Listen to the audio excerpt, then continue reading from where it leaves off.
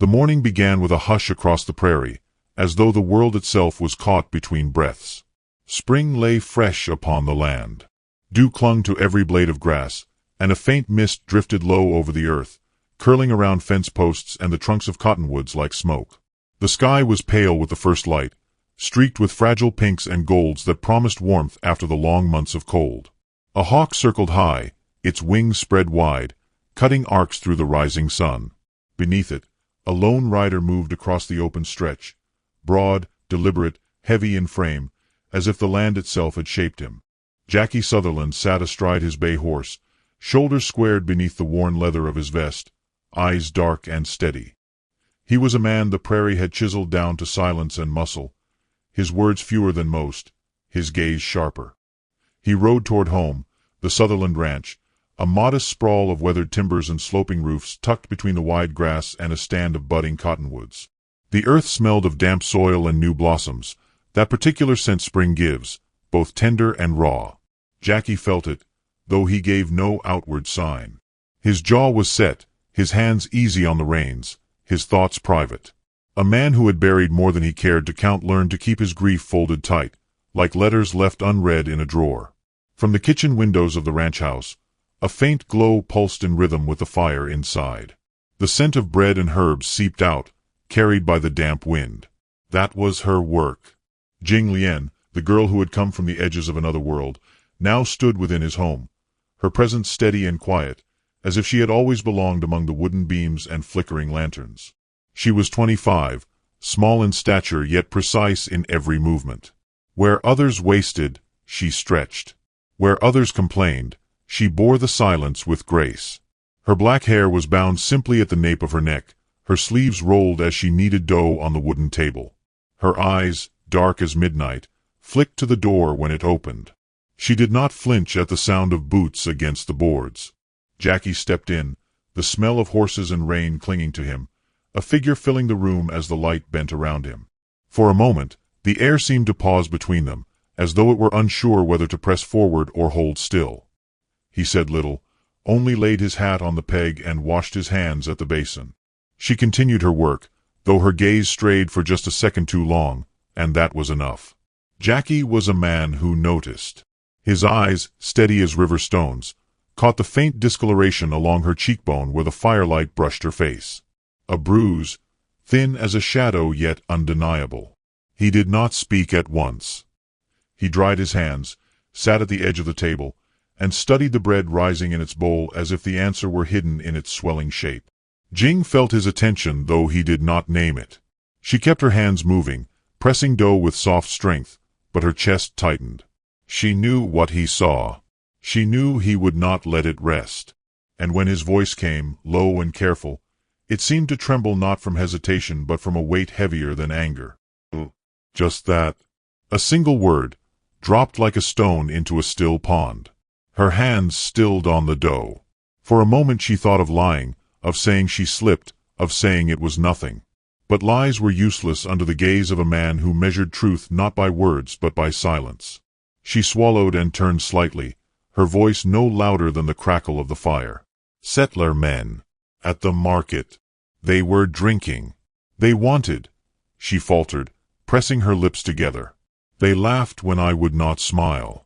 One of them pushed me against the barrels. Then another struck me.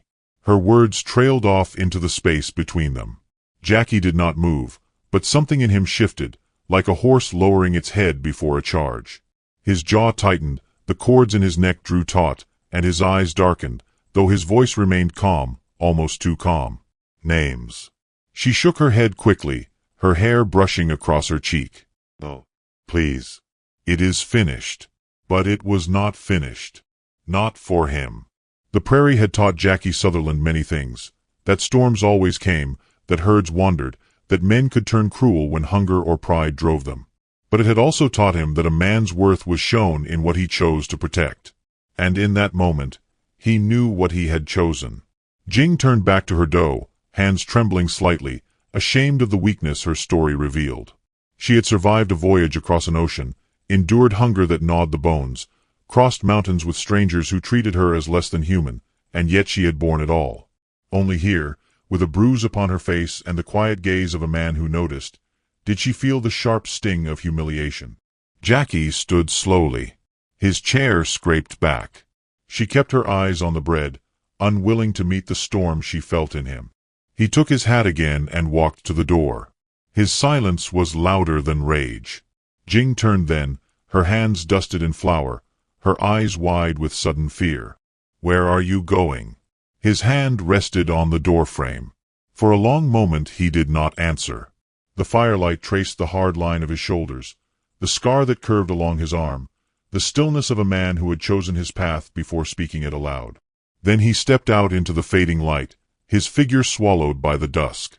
Jing stood there, heart pounding, her question unanswered. She pressed her flour-dusted hands to her chest as though to steady her breath. Outside, the wind carried the scent of rain. The cottonwoods swayed. She thought of the men's laughter, the way their hands had shoved her, the sting of the blow that had left its mark. Fear pressed against her ribs, but beneath it there stirred something else, something that unsettled her even more, an ache of gratitude, of being seen. As the evening deepened, she lit a lantern in her small room, its glow soft against the walls. She sat by the narrow bed, listening to the faint creak of boards, the restless sound of horses shifting in the barn. But Jackie did not return to the house. Hours passed. She whispered prayers in her tongue, prayers she had spoken since childhood, words carried across seas, fragile as threads yet unbroken. Out by the cottonwoods, Jackie stood with his back against the trunk, arms crossed, eyes fixed on the horizon. His silence was his armor, his thoughts a fire banked deep within. He knew what men like the Yates brothers were, loud when drunk, cruel when unchecked, always ready to strike where they thought no one would rise to stop them. And he knew, with the certainty of dawn, that he would not let it stand. Not here. Not against her. The stars thickened overhead, sharp and clear. A coyote cried somewhere far off, the sound thin and mournful. Jackie did not move. His horse nickered in the dark, as though sensing the storm that brewed in its master's chest. Inside, Jing lay down but could not sleep. Her cheek throbbed faintly with the memory of the blow, but it was not the pain that kept her awake. It was the image of Jackie's eyes when he asked who. They had not burned with fury as she expected. They had burned with something deeper, heavier, as if he had taken the bruise into himself. She turned her face into the pillow and let the tears come, soundless, ashamed of her own weakness yet unable to stop them. The prairie wind rattled the shutters. Spring rain began to fall, soft at first, then heavier, drumming against the roof, blurring the edges of the night. The lantern flickered and died, leaving the cabin in shadow. Jing closed her eyes, but the sound of Jackie's boots outside, pacing slow and measured across the porch, told her sleep would not come. By dawn, the rain had ceased, leaving the earth fresh and glistening. The grass shone with droplets, the cottonwoods dripped steady. Jing stepped out onto the porch, her shawl wrapped tight, her hair damp with mist. Jackie was already there, saddling his horse. His movements were efficient, wordless, each strap pulled tight, each buckle fixed as if he prepared for more than a simple ride. She hesitated, then spoke, her voice breaking the morning stillness. "Please, do not." He did not look up. The saddle cinch tightened with a tug. The horse shifted, ears flicking. "Jackie, please. They will only grow worse." At that he did raise his head, his eyes meeting hers across the damp morning. For a moment, she saw not the giant rancher but the man beneath, the weariness carved by years, the loneliness carried like a stone in the chest, the grief of someone who had buried more than he told. His gaze softened, but his resolve did not. He stepped into the stirrup, swung into the saddle, and turned the horse toward town. Jing gripped her shawl tight, her breath quick with fear. The prairie stretched endless before him, silver with dew, the path to town glistening like a blade. She felt the pull of fate, heavy and certain, yet could do nothing to stop it. As his figure grew smaller against the horizon, the mist rising to swallow him, Jing whispered to the empty air, not sure if it was prayer or plea. And the land, vast and watchful, seemed to listen.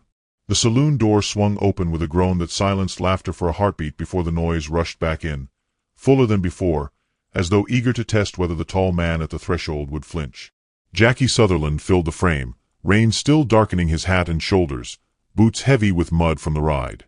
He said nothing as he stepped in, letting the door fall shut behind him, his presence cutting a slow line through smoke and chatter.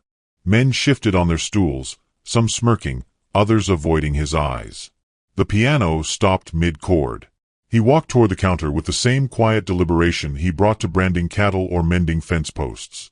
Not haste, not hesitation, just that unshakable rhythm of a man who did not measure time the way others did. At the far table sat Franklin and Carl Yates, brothers cut from the cloth of men who believed size and volume made strength. Franklin, lean and sharp-nosed, leaned back in his chair with a grin that spread too easily, while Carl, broader with a mean droop to his mouth, nursed a mug of whiskey and spit into the sawdust. They laughed as Jackie passed, the kind of laughter that curled at the edges like rot. Franklin called out, loud enough to carry. "Didn't know you kept pets, Sutherland. Thought a man like you had better taste." The saloon held its breath. Jackie did not pause, only placed a coin on the counter for the barkeep, who wiped his hands nervously on a rag. "Whiskey," Sutherland said, low and even. His voice held no heat, yet it settled heavy across the room. The glass was poured, slid down the counter. Jackie let it sit untouched. His gaze drifted toward the Yates brothers, steady, unreadable. Carl shifted in his chair, raising his chin with forced bravado. "You hear him, Frank? He don't deny it. Don't even argue. Guess the China woman cooks him more than stew." The laughter this time was thinner, some men chuckling because silence felt more dangerous. Jackie stood, lifted the glass, and carried it not to his mouth but to their table. He set it down in front of Franklin with deliberate care. Franklin blinked, confused, before Jackie spoke. "That's paid for. Same as the debt you left at the counter last month. Same as the feed you owe McCarthy. Same as the tools you never paid Jeremiah Klein." Franklin's grin faltered, but Jackie's voice did not rise. His words carried a weight sharper than any fist. "That is the price of cowards who strike women. Men who earn nothing on their own but spend their spit on the helpless." The silence afterward was raw. A chair creaked. Outside, a horse stamped in the mud. Carl's face reddened. He half rose, fist tightening, but Jackie did not flinch. He only stood there, towering, his hands loose at his sides, his eyes fixed as though the Yates brothers were already smaller than dust. Franklin broke the stillness with a laugh that sounded too brittle. "We don't take kindly to a man shaming folks in their own place." Jackie leaned closer, his shadow stretching across the table, his words dropping into the narrow space between them. "Then be men worth shaming." And with that he turned, left the untouched glass where it stood, and walked out, the saloon's noise breaking back in only after the door swung shut behind him. The brothers sat stiff, faces tight, but no one met their eyes. The barkeep poured another drink with shaking hands. A murmur spread, one of those whispers that carried far in small towns. Sutherland won't let it go. On the road home, Jackie rode with the rain in his face, the horizon blurred into gray. His jaw was clenched, his chest heavy with the kind of silence that suffocates more than speech. He had not raised a fist, yet he felt the tremor of violence in his bones, the ache of knowing it was not finished. Men like Franklin and Carl did not forget shame. They nursed it, fed it, sharpened it until it cut deeper. Back at the ranch, the fire still glowed. Jing stood near it, her shawl around her shoulders though the night was not so cold. She looked up when he entered, searching his face for answers. He said nothing at first, only hung his hat and moved to the hearth, stretching his hands toward the flames. She waited, patient in her fear, until at last she asked, "You found them?" He nodded once. "And what did you do?" His eyes caught the firelight, glinting like steel. "I paid their debts." Her brow furrowed, not understanding. "So they know what they owe. And they know I know." Her hands gripped the shawl tighter. "That will not stop them." "No." The single word struck harder than any reassurance. She turned away, her throat tight. She had lived too long with men who smiled at her silence, men who treated her labor as invisible. She knew what men did when pride was bruised. And yet, there was something in the way Jackie stood, immovable, that made her believe for the first time that her suffering was not only her own. The days that followed stretched taut with unspoken tension.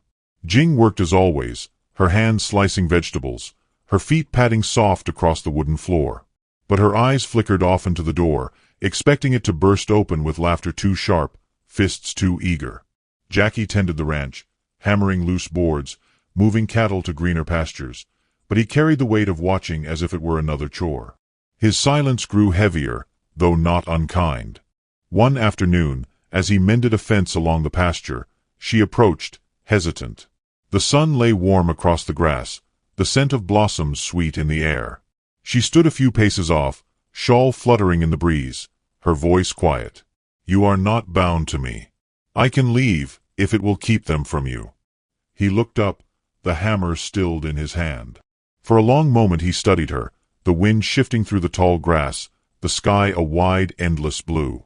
Then he set the hammer down and walked toward her, his step slow. "You wish to leave." She lowered her eyes. "No." His gaze lingered, searching her face. Her bruises nearly faded now, but her fear etched deep. Then he nodded, as if something within him settled. "That's enough." It was not a declaration, not a vow, but something quieter and steadier. She felt it in her chest like the first warmth after winter. That night, Jing lit a candle in her small room and whispered old words she had nearly forgotten, prayers her mother once taught her under lantern light. For the first time in years, she prayed not only for endurance but for belonging. The flame flickered gently, casting shadows that danced across the walls, shadows that seemed less cruel than before. Yet the town did not rest easy. Whispers spread like wildfire.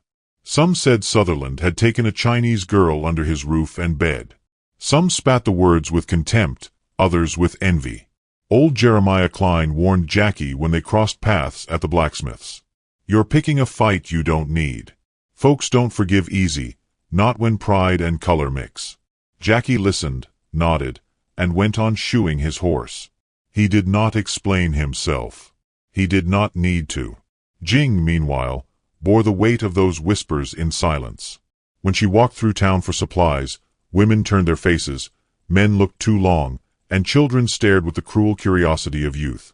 She held her head down, but inside she burned with shame. At night she lay awake, asking herself if she had doomed the man who had shown her kindness. One evening, unable to contain it, she told him the truth. She stood in the kitchen, her hands gripping the edge of the table. "I was promised once, in California. Promised for work, but it was not work they wanted. I escaped, came here, and still I am hunted, if not by the same men, then by others." Jackie stood in the doorway, arms crossed, his face shadowed. She braced for pity, for judgment, but his voice was steady as the earth itself. "No one owns you here." Her throat closed with tears she had held too long. She turned away, pressing her hands to her face, ashamed of the weakness. Yet in that weakness was a release, the faintest sense of safety. Outside, the prairie wind rose, carrying the distant howl of coyotes. The sky bruised purple with twilight, torches already flickering in the far-off dark. Jackie stepped to the porch, watching the horizon, his silhouette rigid against the fading light. He knew the Yates brothers were not finished. He knew the weight of shadows only lengthened before dawn. Jing stood at the window, the candlelight behind her, and saw what he saw, shapes moving in the distance, too many to be harmless. Fear coiled tight in her chest, but alongside it, something else stirred, the faint, fragile belief that perhaps this time she would not stand alone. The prairie did not forget. Word drifted on the wind, carried from porch to porch, whispered in the saloon, muttered at church pews and around water troughs. Jackie Sutherland was sheltering a Chinese girl beneath his roof, and worse than that, he had stood for her when men laid hands upon her. To some, it was proof of his decency, the quiet mark of a man who would not let cruelty rule. To others, it was betrayal, a shaming of his kind, a challenge to the order they believed unbroken. And as always, it was the whispers that cut deepest, not fists. Jing Lian felt them before she heard them. The first time she returned to town after that night, basket in her arms, she sensed the shift in the air. Women who once nodded politely turned their faces. Men stared too long, some with scorn, others with a hunger that unsettled. Even children, quick to mimic their parents, snickered behind their hands as she passed. She kept her head low, her shawl pulled tight, but the shame crawled across her skin as surely as the bruises had weeks before. At the general store, Mrs. Alcott, who had always offered her the smallest kindnesses, paused with the ledger in her hand. There was a flicker of something in her eyes, pity or disapproval, Jing could not tell. She accepted the flour and salt in silence, though her throat ached to speak, to tell her she had done nothing but try to survive. Words would not matter. They never had. When she returned to the ranch, Jackie was mending tack in the barn. He looked up, sensing the weight she carried, and said nothing. He did not ask what they had said. He only took the basket from her arms and set it down gently on the workbench, as though relieving her of more than flour and salt. She turned away quickly, tears pricking her eyes, ashamed to be so thin-skinned. But Jackie saw what she could not hide. That evening, as the sun sank crimson across the wide horizon, his sister Martha rode in. She was 30, her hair pinned tight beneath her bonnet, her frame lean from years of keeping a small farm alone. She dismounted with the ease of one who had done it since childhood and strode into the kitchen where Jing stirred stew. For a moment, silence hung between them, broken only by the bubbling pot. Martha set down her gloves and spoke plainly. "Folks are talking. They'll talk worse before long." Jing's hands tightened on the wooden spoon, but Martha's voice softened. "Don't let them grind you down. They don't know half the courage it takes to stand where you stand." She pulled a folded shawl from her satchel, hand-stitched with small flowers, and set it on the table. "I thought you might use this against the wind." Jing's breath caught. She touched the fabric lightly, as though it were too fine for her hands. "Thank you," she whispered, her voice trembling. Jackie stood in the doorway, unseen until then, his arms crossed, his gaze unreadable. But something in his chest eased at the sight of his sister's gesture. Not all hearts in town were closed. Some still recognized dignity when they saw it. Later that week, old Jeremiah Klein stopped by. His beard was white, his back bent, his hands stiff with age, but his eyes were sharp. He leaned against his cane on the porch, speaking low to Jackie. "You're making enemies you don't need. That girl's marked now, and so are you. Folks won't forgive easy." Jackie listened without reply, only nodding once before Jeremiah rode off again, muttering to himself about a world too quick to judge. Jackie stayed long on the porch after, watching the land stretch endless before him, the cottonwoods shifting in the spring breeze. He knew Jeremiah was right. Yet he also knew he would not change his course. Days folded into one another, and something quiet began to grow between Jackie and Jing. Not in words, those were still scarce, but in gestures that spoke deeper. Jackie left small things by her window, a cluster of wildflowers, a feather fallen from a hawk, a smooth stone from the river. Jing, in turn, mended his coat without asking, patched a tear in his work shirt, placed tea by his bedside when he returned late from the fields. They moved around each other like two streams converging, gentle, inevitable.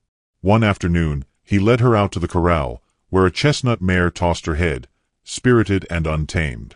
He held the reins loosely, his voice low. "She needs a lighter hand than mine. You should ride her." Jing shook her head quickly, fear sparking in her eyes. "I cannot." "Yes, you can." She stood frozen, the reins trembling in her hand, but Jackie stepped close, his presence steady. He did not press, only waited. At last, she placed her foot in the stirrup, her breath quick, her heart racing. He guided her gently, his hand firm at her waist as she mounted. The horse shifted, restless, but under Jackie's calm voice and Jing's tentative grip, she steadied. For the first time since she had come west, Jing laughed, sudden and unguarded, as the mare trotted beneath her. The sound startled Jackie. It was rare as rain in drought, but it settled in him like warmth after years of cold. That night, as she lay in her small room, Jing thought of that laughter and how it had burst from her without permission. For a moment, she had forgotten bruises, forgotten whispers, forgotten the fear that had chased her across oceans. For a moment, she had simply been alive. But shadows lengthened. The Yates brothers, their pride wounded, began to stir others with them. In the saloon they muttered of Sutherland's betrayal, of how he'd turned his back on his own. They spoke of Jing not as a woman but as a mark against them, proof that outsiders were stealing what belonged to settlers. Whiskey fueled their words, and those words began to find ears too eager for trouble. Jing felt the change. When she went to town again, she caught sight of the brothers in the street, their eyes narrowed, their hands twitching as if they longed to grab her again. She quickened her steps, her pulse hammering, and nearly ran back to the ranch. That night, she sat by the fire, hands trembling in her lap, until Jackie asked softly what she feared. She turned her face toward him, her voice breaking. "They will not stop. They will take me, sell me, break me. That is all I have ever known." Jackie did not move for a long while, his gaze fixed on the flames. When he spoke, it was steady, certain, carved from the bedrock of his soul. "No one owns you here."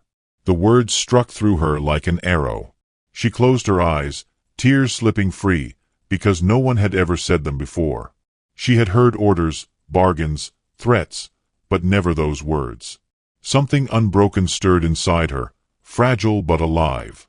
The days that followed carried both dread and hope, a strange balance Jing did not know how to bear. In the mornings, the ranch glowed golden with sunlight, the fields dotted with wildflowers, the cottonwoods whispering with new leaves. At night, however, the horizon flickered with unease. Sometimes she thought she saw torches in the distance, only to blink and find nothing but starlight. One evening, as she stood at the window with a candle behind her, she saw it clear, a cluster of lights moving across the far fields, slow but certain. Her breath caught, her heart pounding. She turned toward Jackie, who was on the porch, sharpening a blade in the fading light. His eyes lifted, following her gaze, and he saw it too. Torches, weaving through the darkness, coming closer. Neither spoke. The silence between them was louder than any words. Jackie rose, slid the knife into its sheath, and stood tall against the horizon. The torches swayed in the night like fireflies, but their meaning was no gentle thing. Jing pressed her hand to the window, her fingers trembling. Fear twisted inside her, but alongside it, something steadier grew. For the first time in her life, she did not face the coming storm alone.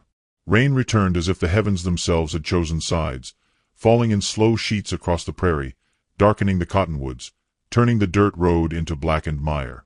The torches glowed through the downpour, wavering in the distance like angry stars, each step forward beating against the silence of the Sutherland ranch. Jackie Sutherland stood on the porch, his body a shadow etched by lightning, the sharpened knife at his belt, his chest bare beneath the rain. His breath rose in measured clouds, steady as the horse he had tied beneath the awning, its hooves restless but obedient to the calm of its master. Inside the cabin, Jing Lian clutched the window frame, her shawl damp at her throat, her face lit in flickers by the lantern flame. The men came slow, 7 or 8 in number, their voices carrying with the crackle of fire against storm.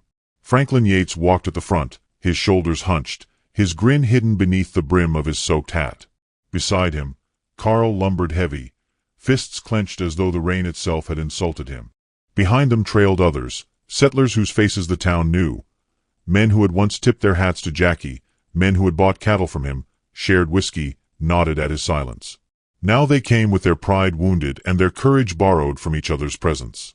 Jackie did not move when they halted in the yard, mud sucking at their boots.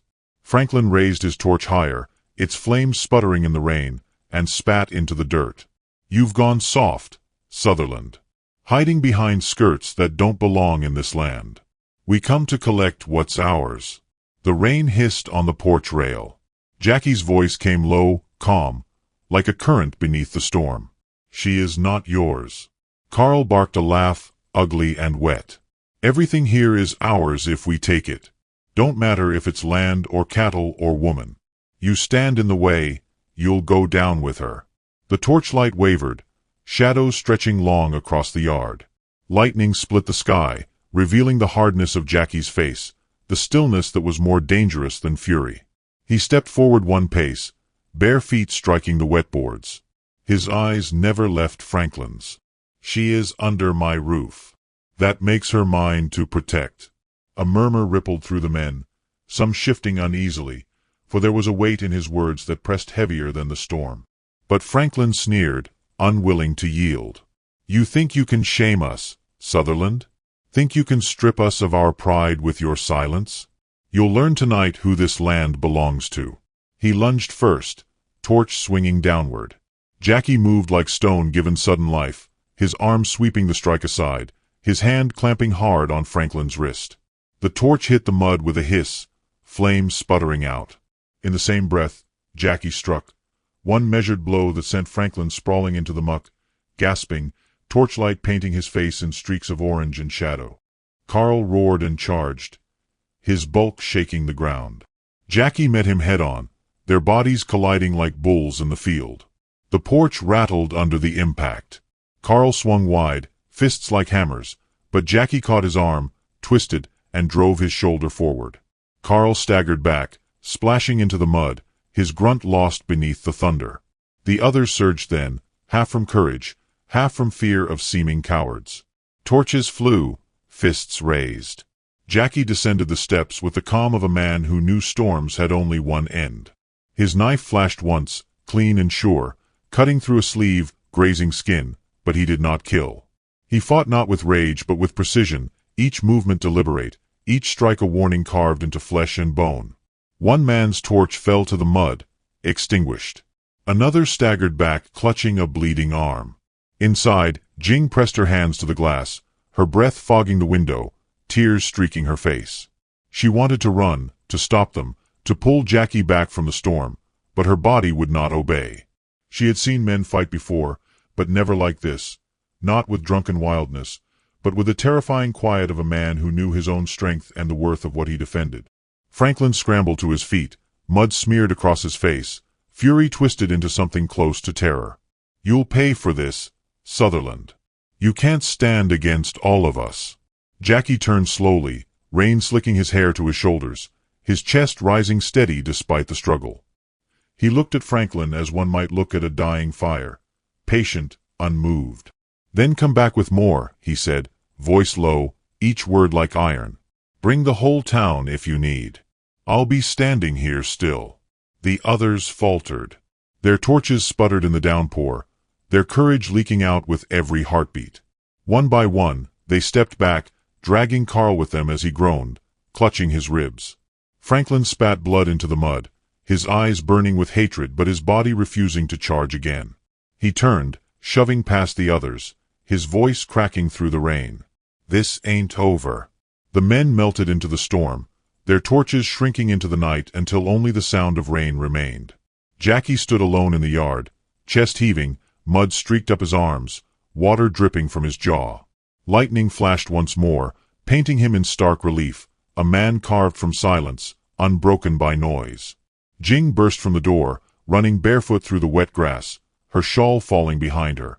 She dropped to her knees in the mud beside him, her hands reaching for his arms, his chest, searching for wounds. He caught her wrists gently, steadying her. I'm whole. Her tears mingled with the rain, her face lifted to his.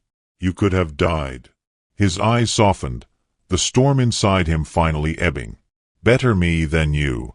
For a moment, the world narrowed to the space between them, the rain falling soft, the prairie vast and endless around their small circle of warmth.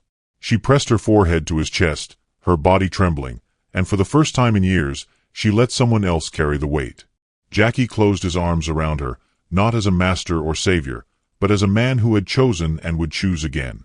In the days that followed, the town could not ignore what had happened. Some muttered louder, anger sharpened by humiliation. Others fell silent, unwilling to stand against a man who had faced 7 and sent them crawling back.